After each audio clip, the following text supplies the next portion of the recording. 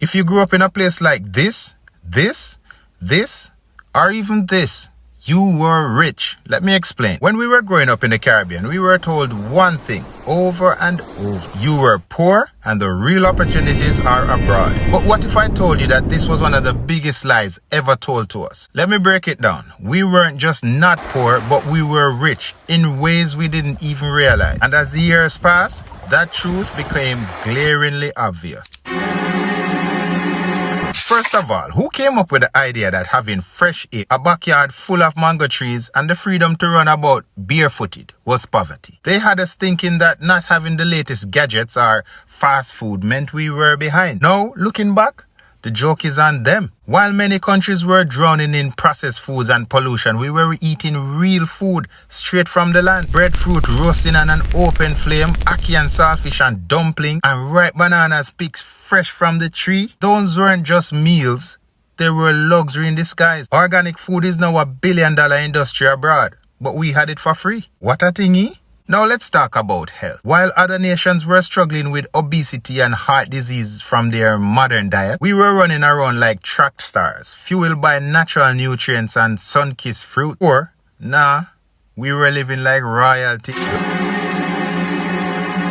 For years, the dream of leaving the Caribbean to the first world was sold to us like a ticket to paradise. Move to America or England and your life will be set, they said. But when many of us made the leap, we found out that the grass wasn't really greener, it was just colder. In the Caribbean, we woke up to the sounds of birds chirping and waves crashing. Well, not all of us, but most of us. While over there, abroad, it was alarm clocks and traffic jams. A live look at traffic. This is that annual shot we see every year. Life abroad isn't all it's cracked up to be. Believe me, high taxes and expensive rent. Rental prices have gotten so out of hand that people are renting out beds on their kitchen floor for almost $1,000 a month. Things are getting so bad that even new immigrants are starting to leave Canada because they can't afford to live here.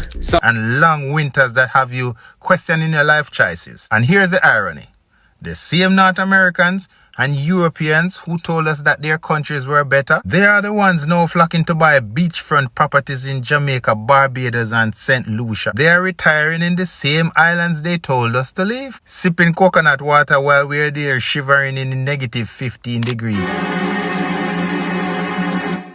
This one stung the most because it made us feel like we had to leave to make something of ourselves. Sure, the Caribbean does have its challenges. Every place does. But what we didn't realize back then was how much potential the region held.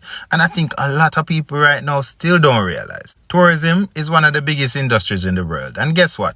We're living in the heart of it. People save their entire lives just to afford one vacation to places we call home. We grew up near beaches people would pay thousands just to see.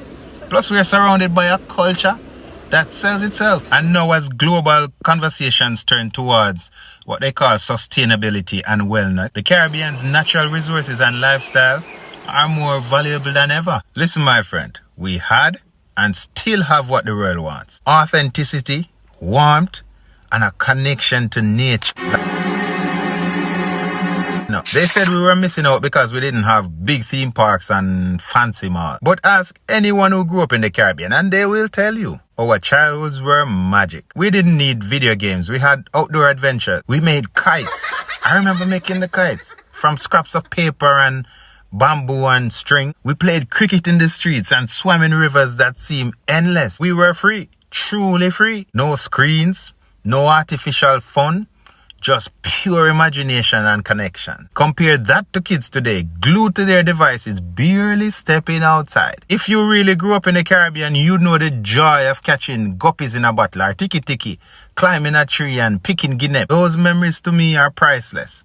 And no amusement park can ever compete. This one is almost laughable now.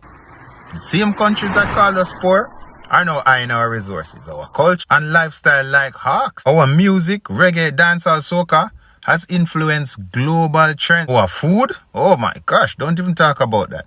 They're taking over kitchens worldwide, from jerk chicken to patties. Even our languages, even though so many people don't want to refer to them as languages. Crazy? But that's what we speak.